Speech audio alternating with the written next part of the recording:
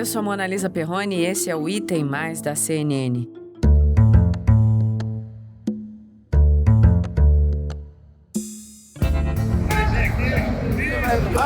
Aqui é a região da Brasilândia, Zona Norte de São Paulo. Você gravação do que isso aí, pô? Para um documentário da CNN Brasil. É? Ah, cadê a bubuca tudo da rua, né? Brasilândia. Você que é de São Paulo sabe exatamente do que eu tô falando. E para quem não é de São Paulo, eu vou dar um contexto bem rapidinho. Brasilândia, gente, é um distrito do município de São Paulo. É o quarto mais populoso da cidade. Fica ali na Zona Norte e é distribuído em 41 bairros. Isso mesmo que você ouviu. Um distrito distribuído em 41 bairros. A gente tá falando de uma região tão grande, tão importante, mas tão esquecida. Thales Maurício, que bom que você está aqui comigo. Bem-vindo. Obrigado, Mona Lisa. Um prazer estar aqui com vocês. É isso mesmo. A Brasilândia é um bairro que fica na zona norte de São Paulo. Periferia. É uma região que tem 260 mil habitantes, dados do IBGE. E uma região muito precarizada. Adensamento populacional muito grande. Uma área com muitas favelas, cortiços, conjuntos habitacionais.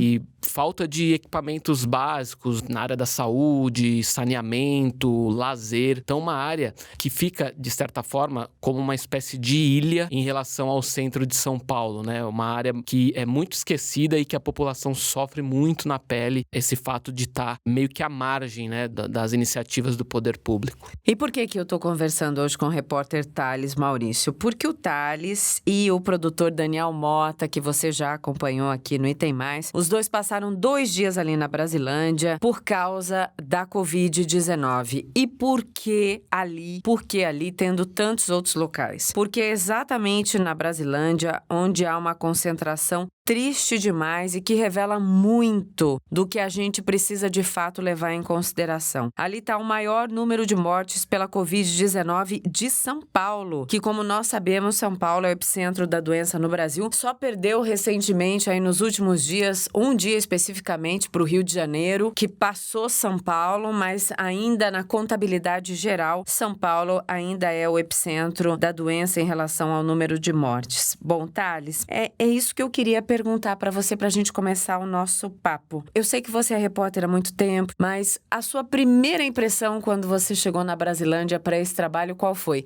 E não, eu não estou perguntando impressão de olhos, eu estou perguntando impressão de coração. O que você sentiu? Bom, chegando lá, a gente vê que é um outro mundo, bem diferente desse que a gente costuma transitar. Digo, aqui em São Paulo, Avenida Paulista, né? Itaim Bibi, que são áreas mais nobres, né? Onde estão os centros comerciais. É uma realidade completamente à parte. As pessoas, com relação ao isolamento social, a gente observa isso muito nitidamente.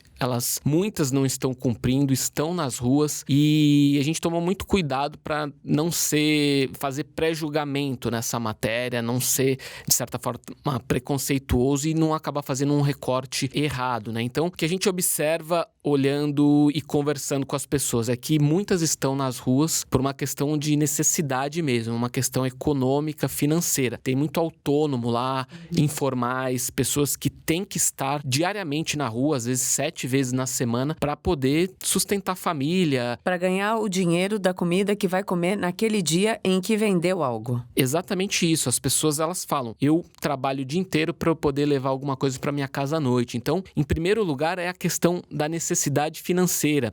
E aí, o que você vê também? Muitas pessoas perderam a mão de obra, né? Empregadas domésticas, por exemplo, pessoas que trabalham em restaurantes, bares, padarias. E aí, consequentemente, você vê também muita fila nas ruas, em bancos, né? Agências, por exemplo, da Caixa Econômica Federal e casas lotéricas em busca desse auxílio emergencial do governo. Então, esse é um ponto, a necessidade. E, em segundo lugar, a gente também coloca a questão dessa falta de infraestrutura, equipamentos básicos de saúde, lazer, a habitação lá é uma coisa, a aglomeração ela é meio que natural. As pessoas, a gente ouviu muito das pessoas que elas não têm casas agradáveis para ficarem em isolamento. São casas casas quentes, com ratos, baratas. Minúsculas, com um Exato. monte de gente. O mínimo, se eu não me engano, é uma média de 6 pessoas por casa, né? Eu me lembro que esse era um dado. Não sei se isso ainda se reflete nas pesquisas do IBGE em relação à concentração domiciliar pelo último censo. Não lembro exatamente, mas era algo nesse sentido, né? Sim, nós conversamos com pessoas que relataram, moram numa casa de 2 cômodos com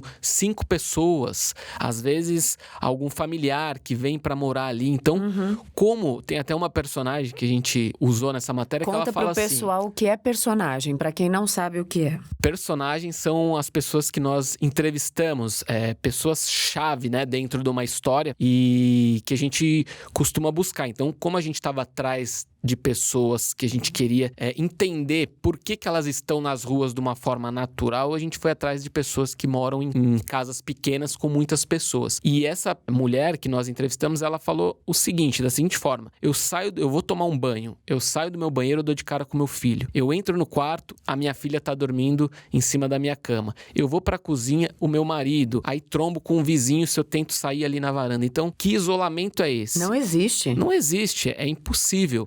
Não tem como se isolar de jeito nenhum. Umas casas pequenas, pelo menos a minha é pequena. E a minha comunidade aqui também é tudo pequena. Não existe isolamento na nossa comunidade, nem dentro das nossas casas. É muito pequena para ter isolamento. E nem eu falei, você sai do banheiro, dá de cara com o filho. Você sai da cozinha, dá de cara com o filho. Como que isolamento é esse? Não existe. Então as pessoas, elas, para até respirar um pouco, elas vão para as ruas. E aí nós encontramos muitas pessoas em praças públicas, as pessoas, crianças soltando pipa, brincando na rua, porque a casa delas não é um local onde você pode ter um mínimo de conforto para ficar em isolamento. Mas tem uma dúvida. As pessoas sabem do risco que elas correm porque elas se informam das mais variadas maneiras ou não há nem informação? Você conseguiu perguntar isso? Elas sabem o risco que elas correm? Ou, diante de uma vida cheia de precariedades, é só mais um risco? Elas sabem do risco que elas correm, mas o que a gente observa também é que há muita desinformação. A gente percebeu na prática que as pessoas, elas estão em conflito com essa disputa que há política mesmo do novo coronavírus. O governo federal diz uma coisa, os governadores, prefeitos dizem outras, e as pessoas, a gente observa que elas estão numa confusão mental. Quem eu sigo? Quem tá falando a verdade? Muita fake news por WhatsApp. Elas falam isso? Elas dizem que elas citam os governantes, Thales? Elas falam, eu não sei em quem acreditar. Eu recebo informação, as pessoas, elas se informam muito por WhatsApp, a gente observou. É difícil você não ver uma pessoa no celular, né, circulando por essas regiões. E elas falam, eu não sei em quem confiar. Então, a desinformação, quando a gente fala, não é no sentido de que elas são alienadas ou não tá chegando para elas. É porque há muita informação desencontrada, muitas delas veiculadas por figuras públicas e as pessoas não sabem que direção seguir. Isso é bem sério, né? Quando elas dizem que há aquela coisa que fez o Mandetta cair, né? Aquela situação, quando ele deu a entrevista pro Fantástico, que ele dizia aquela biorientação, né? Existiam 2 vozes e isso incomodou demais o presidente Jair Bolsonaro e aí o Mandetta acabou caindo logo depois. Eu espero uma fala única, uma fala unificada, porque isso leva para o brasileiro uma dubiedade. Ele não sabe se ele escuta o ministro da Saúde, se ele escuta o presidente, quem é que ele escuta, né? Elas vão nessa linha, elas falam há 2 correntes ou elas falam há várias? Eu queria entender a cabeça delas. No que está na cabeça delas é realmente o que fala em nível federal e em níveis mais locais, estaduais, é isso? O que eu percebi conversando com essas pessoas é que a informação, ela chega até essas pessoas, elas estão acompanhando e elas têm medo. Elas sabem que elas precisam usar máscara, elas sabem que os leitos de UTIs, dos hospitais públicos estão chegando perto do limite, mas elas, de certa forma, contestam e não acreditam, muitas vezes. Por quê? Porque há esse desencontro de informações. O governo federal diz uma coisa, age de uma outra forma. Aqui no estado de São Paulo, o governador e o prefeito falam outra coisa. Então as pessoas, elas ficam numa espécie de descrença esperando chegar até elas. Então isso eu ouvi muito das pessoas. Eu só vou levar a sério quando chegar perto de mim. Ou as pessoas só vão passar... né? Quando alguém morre, um vizinho morre, até como é que elas reagem? Elas estavam reagindo? As pessoas que têm o exemplo muito próximo, elas estão amedrontadas e estão tomando cuidados. As que ainda não viram isso chegar muito perto delas, ficam nessa espécie de descrença, de não saber em quem acreditar, que regras seguir. É isso que a gente observa e tenta explicar na reportagem. Então, Thales, quando eu falo com repórter, a minha memória de repórter vem à tona. Nos meus 22 anos como repórter de os mais variados lugares, eu fui muito para Brasilândia fazer matérias. E eu me lembro que a banalização da vida é algo muito latente em qualquer periferia. Mas não é porque as pessoas não valorizam, é porque a vida lá realmente vale muito pouco. Por causa da criminalidade, por causa de toda a precariedade de saúde, por causa das dificuldades naturais de quem já nasce sem nenhuma possibilidade de ascensão social. E eu lembrei de uma vez em que teve um tiroteio e que o foco eram os policiais, os atendentes na delegacia, e a gente passou dias lá e por pouco a nossa equipe, a equipe de reportagem da qual eu fazia parte, também não foi alvejada. Então, essa banalização da vida também acredito que é um componente para as pessoas fazerem a negação da pandemia, né? Porque é só mais um elemento que leva ao fim de uma história, que é a morte. Isso você percebeu também? Sim, nós inclusive conversamos com um vendedor ambulante, que foi muito forte esse depoimento dele pra gente. Ele tem 3 filhas, as filhas já não moram mais com ele e ele mora na Brasilândia sozinho. E ele tava na rua sem máscara, vendendo eletroeletrônicos, ele vende muito controle remoto pra televisão, ele diz que é o que mais tem saída. E eu tava insistindo nisso, né? O senhor não tem medo? O senhor tá sem máscara? Por que o senhor tá na rua? Ele, em primeiro lugar, falou, eu tenho que comer, eu não tenho reservas na minha conta bancária, então eu preciso trabalhar para ter o que comer. E quando eu insisti para tentar mostrar o risco que ele estava correndo ali no meio de uma aglomeração, ele estava do lado de uma casa lotérica com uma fila imensa, isso a gente mostra na reportagem. Ele falou assim para mim, eu quero trabalhar, eu quero estar na rua, se eu morrer amanhã, se eu pegar essa doença, deixa eu apodrecer onde eu quiser. É um pouco dessa banalização que você está mencionando. Coronavírus. Pô, se tiver de pegar essa doença, essa epidemia, que deixe, cara. Não mata todo mundo, deixa eu morrer então. Pô, eu tô na rua tentando ver se eu ganho minha vida. Se vier a acontecer um problema de eu adoecer, pô, deixa eu apodrecer. Então, é uma vida muito difícil dessas pessoas. Ouvi muito das pessoas assim, esse é um ano político, de eleição municipal, eles vão vir aqui, mas depois que passar o período eleitoral, eles não vêm mais aqui. Há um descrédito também. Exato, e são regiões completamente esquecidas e que só são lembradas nesse período. Então, a banalização, eu acho que esse foi o maior exemplo, assim, do que eu ouvi conversando com as pessoas. Foi esse senhor dizendo, eu tenho que trabalhar, se eu morrer amanhã, não tem problema, eu sou só mais um aqui, deixa eu morrer, mas deixa eu trabalhar até o meu direito de estar aqui na rua também.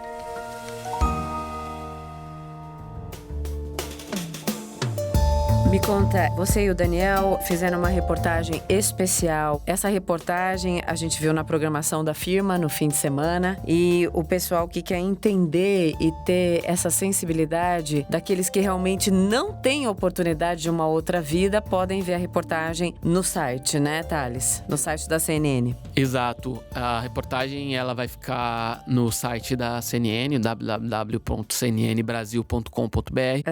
As pessoas podem acompanhar lá. A ideia da reportagem era justamente mostrar como que o isolamento social está sendo cumprido em bairros periféricos, onde a doença está agora fazendo um strike, e bairros ricos. Então a gente faz essa comparação da Brasilândia, que é o bairro com mais mortes, segundo a última atualização da Prefeitura de São Paulo, 109 mortes. E a gente faz a comparação com Pinheiros, que é uma área com bastante residência, comercial também, e que tem só 18 mortos até o momento. É bastante também, mas um número bem menor em relação à Brasilândia. Para você que não é de São Paulo e nos acompanha, a Brasilândia então fica na Zona Norte e Pinheiros é um bairro chique da Zona Oeste de São Paulo e é um bairro que tem ex-ministros morando. Veio aqui, lembrei agora, José Serra mora em Pinheiros e tantas outras. Michel Temer, o ex-presidente Michel Temer. Só tô dando esses elementos aí, nenhuma referência a nada, apenas para você entender o que é a caracterização dessa comparação na reportagem sua e do Daniel. Agora, Thales, eu sei que os homens, eles têm mais dificuldade de falar de emoção. Em algum momento você ou o Daniel choraram durante essa reportagem? Ou o nó ficou ali e só não chorou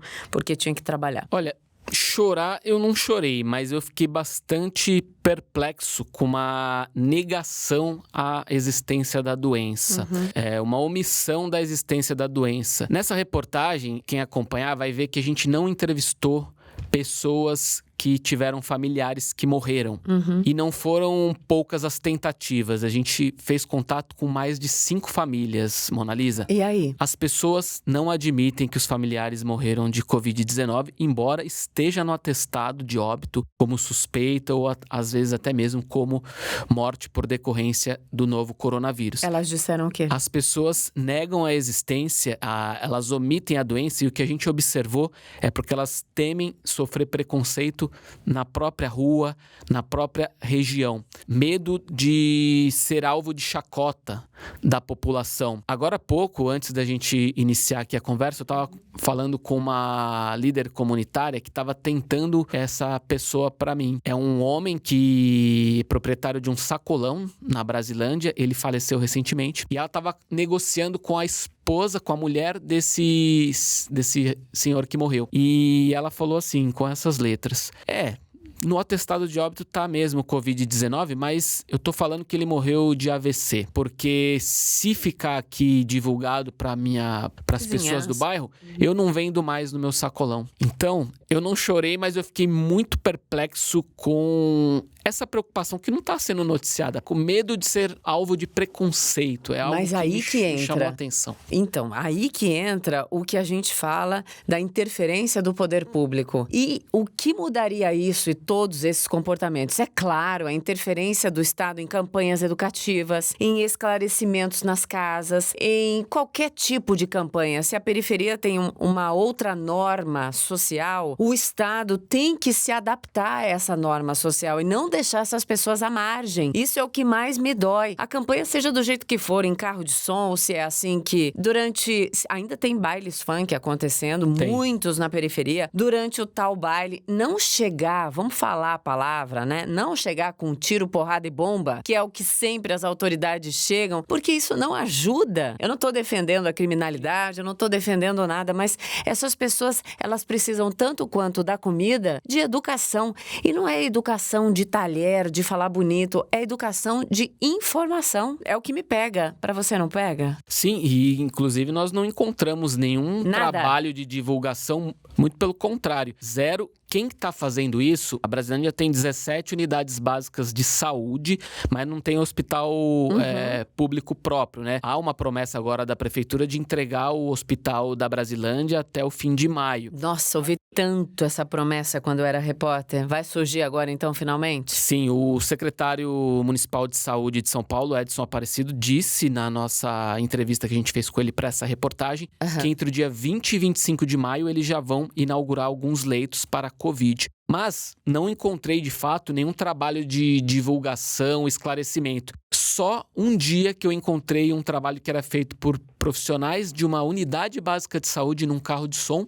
fazendo paródias com músicas, adaptando para informações relacionadas ao novo coronavírus. Foi o único trabalho que eu vi de divulgação e também um líder comunitário, o Henrique Deloste, que faz um trabalho de divulgação com o carro de som dele, passando informações para a população. Ou seja, não eram ações do poder público, eram ações com iniciativa de próprios moradores e profissionais que trabalham na Brasilândia. E sobre essa questão que você falou, né, do temor das pessoas de falar sobre a causa da morte, a gente pontuou aqui o rapaz que entrevistamos no primeiro episódio se recusou a dar o próprio nome exatamente por medo de preconceito, com receio de preconceito. E esse é um preconceito porque não é só para ficar falado, não é isso, né? É porque isso atinge o maior bem deles, que é o sustento. Exatamente. E que é o que eles ainda têm, né? Porque o restante eles nunca tiveram.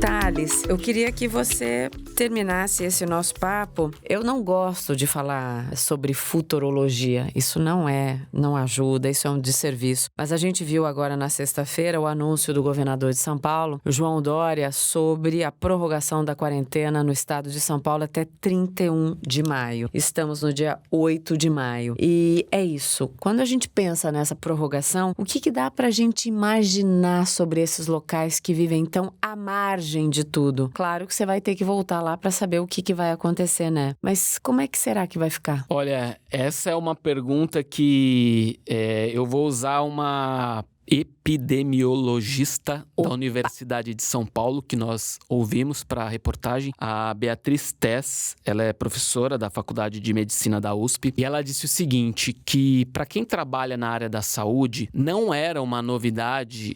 Ou seja, já era previsível que a doença ela ia fazer um estrago nas periferias. Eles chamam de determinantes sociais da saúde. Países com grande nível de desigualdade, como é o caso do Brasil, eles, por meio desses determinantes sociais de saúde, eles já avaliam que lugares que têm falta de saneamento, moradia precária, falta de lazer, cultura, você tende a estar com portas abertas para variadas doenças, e com o novo coronavírus não é diferente. Então, ela me disse que era algo completamente previsível que a doença ia fazer um estrago na periferia. E eu perguntei para ela, falei, o que você acha que vai acontecer daqui para frente? E ela me disse, infelizmente, nós ainda vamos ver muitas mortes acontecendo nas periferias. Conversando com especialistas, eles falam que é uma doença que chegou por meio dos ricos, da classe média alta, e agora já está estabilizado, as pessoas que têm condições estão em casa, estão usando as suas reservas, e os leitos dos hospitais privados, por exemplo, não estão tão cheios. Mas chegou na periferia, onde a gente encontra toda essa realidade de necessidade de estar na rua, falta de infraestrutura, desinformação e as pessoas perdidas, não sabendo que rumo tomar. Então, todo esse diagnóstico, os especialistas e essa professora que a gente conversou, a Beatriz Tess, o diagnóstico é de que a situação tende a se agravar nos próximos dias, principalmente em áreas pobres das cidades do país, né? Não só em São Paulo. Que é exatamente que outros especialistas já estavam falando já há um bom tempo, que é sobre a tal curva, né, da epidemia, e que este é o mês mais preocupante, maio, e o próximo também, junho, infelizmente. Por isso que eu tenho um mantra, Thales. Eu sempre repito que informação é proteção em qualquer circunstância da nossa vida. Então, se você abriu os seus ouvidos e o seu coração para essa frase minha, você concorda com essa frase? Não sei. Totalmente. Informação, conhecimento, é tudo, né? Exato, porque a gente sabe pelo menos onde não ir e o que não fazer. Muitas vezes pode ter dúvida do certo, mas o errado ele tá mais claro. Então, se você que tá ouvindo, abriu os seus ouvidos e o seu coração também,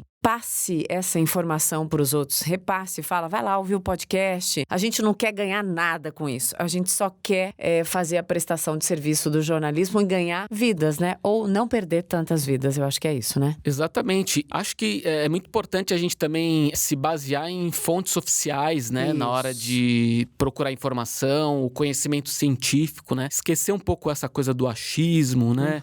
Os vídeos de WhatsApp de pessoas que a gente não sabe a procedência, né? Busca um veículo de comunicação de credibilidade. A CNN é um veículo que está chegando aí agora com bastante credibilidade. Busca fontes oficiais, né? Então, acho que as pessoas também precisam fazer esse exercício de tomar muito cuidado, né? Na hora de absorver a informação. Exato. Ainda mais num momento como esse, né? De muito desencontro de informações e discursos. É a tal da infodemia, né? É a informação que não informa. Ela só deforma um pensamento e uma atitude. Aí a consequência é péssima. Eu adorei conversar com você. Obrigada. Eu agradeço demais o convite. Fico à disposição. Quando vocês quiserem, a gente volta aqui e conversa mais. Meus olhos brilham para os repórteres, porque a vida de repórter não é fácil, né, Thales? Não é fácil. Eu sei. É um abacaxi a cada dia que a gente descasca e a gente se envolve muito nas histórias, né? Sim, eu tive os grandes momentos da minha vida, os momentos que realmente moldaram o meu caráter, a minha atitude e as minhas certezas. Esses momentos foram todos na reportagem. O legal é que a gente tem uma chavinha de abertura de mundos, né? Então, Exato. a gente consegue transitar por vários mundos, então... Mesmo que sejam mundos muito distantes daquele que a gente realmente vive, Exatamente, né? Obrigada, tá bom? Venha sempre, porque a gente aprende e traz aí o recado mais claro. Isso é super importante. Então é isso. Amanhã a gente se vê? Não, amanhã a gente se ouve. Beijo em té.